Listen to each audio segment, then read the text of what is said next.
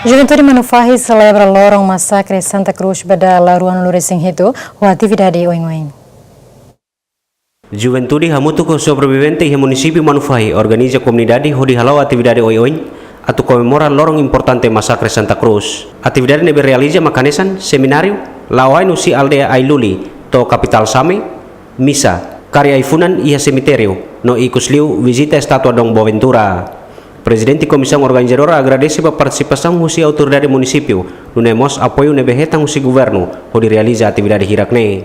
Secretaria de Estado de Juventude e Desporto, nebe canaliza orçamento da Nelly UCI APFTR, alunos Parlamento Pensar Timor-Leste União, nebe dirige para Distrito Sira para atubele o ensaio de culto orçamento da também a total sampai bauza hoje está comemora celebração ainda né e a osan $3.020 osan é bahalo saída osan é uma code mobiliza e tem jovens sira hoje posto Turuskai alas Patu Berlio e também sabe conta a participação juventude toma alunos estudantes sira né o autoridade toma. E a celebração né contamos com a participação do sobrevivente da massacre Santa Cruz 12 de novembro. Tinang reunida a tosia sian resingida nebe maiusi município Manufahi. A participação do sobrevivente né máximo. Estamos falando da parte em distância de bedol, mas se ela consegue participa, mas be ami sira mais né representa a sira. Sobrevivente sira atu apela ba juventude sira atu organiza malu cria princípio formal, unidade, paz, mate.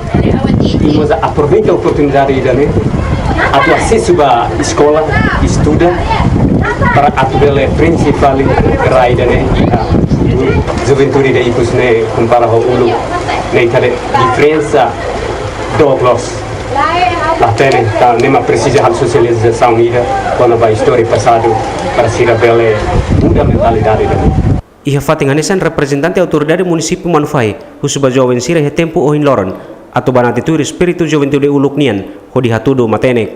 Programa hirak nebe ia hetam participação máximo husi autoridade município Manufahi, religiosa, estudante, sobrevivente, veteranos, representante partido político, juventude ha capital Same, inclui balung mahusi posto administrativo alas, Fatu Berlio, no Turiskai.